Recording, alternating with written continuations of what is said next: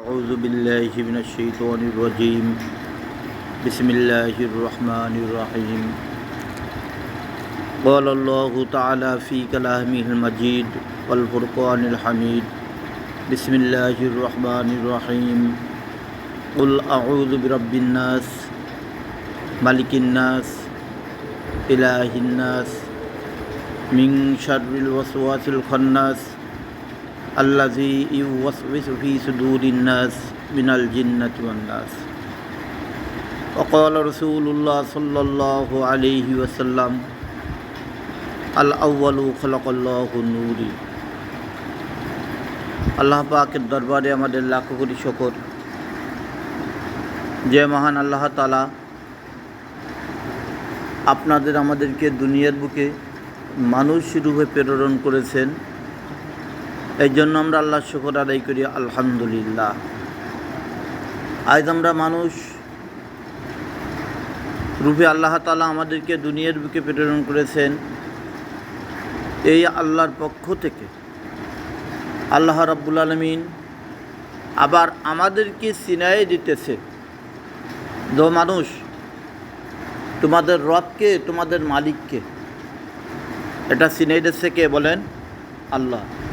আমরা মসজিদে ঢোকার পরে প্রত্যেকটা ওক্তে সারাটা বাংলাদেশের ভিতরে দেখা যায় যে মসজিদে ঢোকার পরে কিছু কিছু মানুষ কেমন যেন মাইটে পুতুলির মতন হয়ে যায়।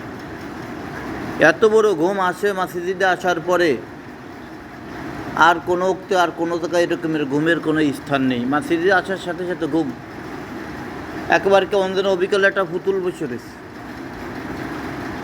একটা মূর্তি যেরকমভাবে বসে থাকে এরকম অবস্থায় ঘুমের ঘরের ভিতরে গুদামর্তি থাকে। একবার ঘুম তো ঘুম পড়েই থাকে, ঘুমের থেকে কেউ উঠতে রাজি না। আজ আমরা দুনিয়ার বুকে আছি, কাল দুনিয়ার বুকে থাকবো না।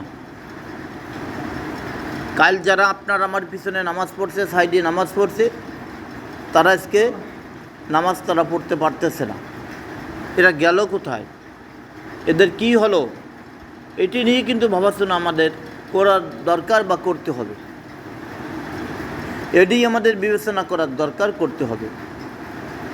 কিয়ামতের দিন যেদিন শুরু হয়ে যাবে, কিয়ামতের ময়দানে মানুষ একটা নেকির জন্য পাগল পাগল হয়ে যাবে। কত বড় পাগল হবে? যেই পাগলের কোনো নিশানা দুনিয়ার কোনো মানুষ বা দুনিয়ার কোনো জিনিস দিয়ে, উদাহরণ দিয়ে বোঝানো যাবে না যে একটা নেকির কারণে মানুষ কত বড় পাগল হয়ে যাবে। এবং কিয়ামতের মাঠ যেটা আপনাদের আমাদের জন্য নির্দিষ্ট করা থাকবে, যেটা কিয়ামতের মাঠ হবে, এই কিয়ামতের মাঠটা কিন্তু হবে তামা। এবং এই মাঠটা এত উত্তপ্ত আর এত গরম থাকবে, যেই গরমের উদাহরণ পৃথিবীর বুকে কোনো জিনিস নেই, কোনো পদার্থ নেই যে ওই কিয়ামতের উত্তপ্ত মাঠের কথা আমরা বলতে পারি। সেটা আমাদের জন্য বলা সম্ভব নয়। আল্লাহু আলাম, একমাত্র আল্লাহই ভালো জানেন। আবার আল্লাহ রাব্বুল আলামিন জান্নাত এবং জাহান্নামকে এমনভাবে সেট করছে, যদি কোনো ব্যক্তি জান্নাতে যাইতে হয় তাহলে তার জন্য কিয়ামতের ময়দান ও জান্নাতে যাওয়াটা বিরাট বড় কষ্টকর।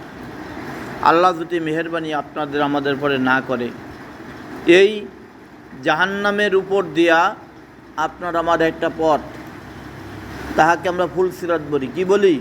ফুলসিরাত। কিন্তু ফুলসিরাত না, ইহদিনাস সিরাত, একটা সোজা রাস্তা, একটা পথ, যাকে আমরা ফুলসিরাত নামে আখ্যায়িত, ফুলসিরাত নামে আমরা চিনি, যে ফুলসিরাত পার হইয়া এরপরে আপনার আমার জান্নাতে যেতে হবে। কোনো ব্যক্তি ফুলসিরাত পার না হয়ে কেউ জান্নাতে যাইতে পারবে না। তা জান্নাতে যখন আমাদের যেতে হবে, আমরা ওই ফুলসিরাতের মধ্যে হাঁটতে থাকব। যদি আপনার আমার কোনো পাপের কোনো কাজকাম থাকে, আর যদি পাপের ওজন যদি আপনার আমার বেশি হয়ে যায়, যখন ওই ফুলসিরাত দিয়ে হাঁটতে থাকবে, ঠিক জাহান্নামের ভিতরে যখন চলে যাবে, পরিপূর্ণ জাহান্নামের ভিতরে, আস্তে পাওটা কাটে গিয়া ওই জাহান্নামের ভিতরে বসে বসে আপনার আমার জন্য পড়তে হবে, আর ওই জাহান্নামের ভিতরে পড়ে যেতে হবে। ওই দিন একটা নেকির জন্য মানুষ পাগল হয়ে যাবে। আল্লাহ ডেকে বলবেন যে বান্দারে তুমি তো আজকে জাহান্নামে চলেই যাবা, ফুল সিরাত তো পার হতে পারবা না। বলে আল্লাহ তো আমার কমতি কি, বলে একটা নেকি কম পড়ছে, তুমি একটা নেকি তুমি অর্জন করো। এই নেকির জন্য সর্বপ্রথম যাবে মার কাছে। সন্তান মার কাছে যে দাঁড়াবে, যে দেখবে যে মা নফসি নফসি করতেছে, মাকে ডেকে বলবে যে মা আমি তোমার গর্ভের ভিতরে ছিলাম, তোমার পেটের ভিতরে ছিলাম 10 মাস 10 দিন, আবার তোমার কোলে বসে বসে আমি 2.5 মাস পর্যন্ত দুধ খেয়েছিলাম, আবার তুমি আমাকে লালন পালন করেছিলে।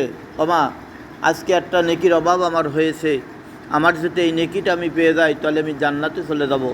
তখন মাতে ডেকে বলবে যে আমার তো কোনো সন্তান ছিল না, তুমি কোথ থেকে আসছো, তুমি কে, তোমার তো আমি চিনি না, তুমি আমার কাছ থেকে চলে যাও, সরে যাও।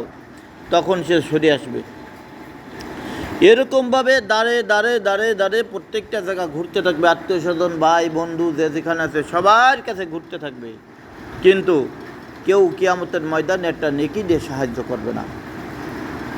আজ নেকি যদি আপনার আমার অর্জন করতে হয়, আর দুনিয়া মাজরাতুল আখিরা, আল্লাহ নবী বলেন যে দুনিয়া হচ্ছে আখিরাতের ক্ষেত। আমরা এই দুনিয়ার থেকে জানো এই নেকিগুলো অর্জন করতে পারি, আর এই নেকি নিয়ে যেন আমি আপনি মরতে পারি, আর এই নেকি নিয়ে যেন আপনার যেন হাসর হয়, আপনার আমার যেন জান্নাত হয়, এই জন্য নেকির পাগল আমাদের থাকতে হবে।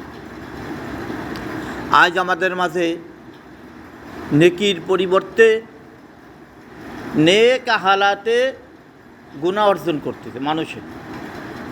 কেমনে গুনাহ অর্জন করতেছে? যেই গুনাহগুলো কিছু কিছু দেখানি যাবে, কিছু কিছু বোঝা যাবে। হজরতে আদম আলাইহিসসালামকে আল্লাহ তাআলা নিজ হাতে তৈরি করলেন। আদম আলাইহিসসালামকে আল্লাহ তাআলা নিজ হাতে তৈরি করে আল্লাহ তাআলা হজরতে আদম আলাইহিসসালামকে সমস্ত মাখলুকাতের ভিতরে সবচাইতে উত্তম করার জন্য আল্লাহ তাআলা নিজে হজরতে আদম আলাইহিসসালামকে শিক্ষা দিলেন। ওয়াল্লামা আদম আল আসমাআ কুল্লাহা সুম্মা আরাদাহুম আলাল মালাইকাতি ফাকালা আম্বিউনি বিআসমাই হাউলাই ইন কুনতুম সাদিকিন। আল্লাহ আদমকে শিক্ষা দিয়েছে, অর্থাৎ আমাদেরকে আল্লাহ তাআলা শিক্ষা দিয়ে দিলেন প্রত্যেকটা জিনিসের নাম। এই নামগুলো কেমনে শিক্ষা দিলেন? খুঁটিয়ে খুঁটিয়ে খুঁচিয়ে খুঁচিয়া পরিপূর্ণভাবে যত সময় পর্যন্ত আদম আলাইহিসসালাম না বসে, এত সময় পর্যন্ত আল্লাহ তাআলা আদমকে শিক্ষা দিতেছিল যে আদম, এটার নাম জান্নাত, এটার নাম জাহান্নাম, এইটা অমুক ফেরেশতা, এইটা অমুক ফেরেশতা, এটার নাম গরু, এটার নাম ছাগল, এইটার নাম ভেড়া, এটার নাম উট। এরকমভাবে এক এক করতে করতে করতে করতে যতগুলো 18,000 মাখলুকাত রয়েছে, সমস্ত মাখলুকাতকে কী করছে? আদম আলাইহিসসালামকে আল্লাহ শিক্ষা দিয়েছেন। এইবার আদম আলাইহিসসালামকে শিক্ষা দেওয়ার পরে আদম আলাইহিসসালামের ভিতরে আর ফেরেশতাদের ভিতরে একটা পরীক্ষা হচ্ছে। এখন ফেরেশতাদের কাছে যে এক একটা আল্লাহ ধরে, আর ফেরেশতারা বলে যে লা আদ্রি আল্লাহ, আমরা এটা বলতে পারি না। আদম আলাইহিসসালামের কাছে বলে, আদম আলাইহিসসালাম সাথে সাথে উত্তর দিয়ে দেন, আর আল্লাহ রাব্বুল আলামিনের পক্ষ থেকে ঘোষণা হয়ে যায়, সাদ্দাক্তা ইয়া আদম, তুমি যেটা বলেছো ওইটাই সত্য। বলি সুবহানাল্লাহ। আমরা সেই আদম, এই আদমের যখন শিক্ষা দিছিল আল্লাহ তাআলা, এই আদমকে শিক্ষা দিতে সময় কিন্তু ওই শিক্ষার ভিতরে এমন কিছু মর্যাদাবান শিক্ষা ছিল, যেই শিক্ষাগুলো আমি আপনি না দেখলে বুঝবো না, আমার আপনার বুঝতে হবে। হযরতে আদম আলাইহিসসালাম ইন্তেকাল করার পরে ডাইরেক্ট সোজা 600 বছর, কত বছর বলেন?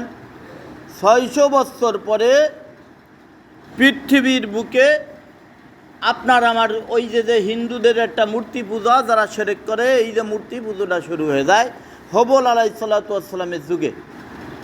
হযরতে আদম আলাইহিসসালাম মরার 600 বছর পরে, কত বছর পরে বলেন? 600 বছর পরে। আর আমাদের দেশের কিছু মহাপণ্ডিত আছে, তাঁরা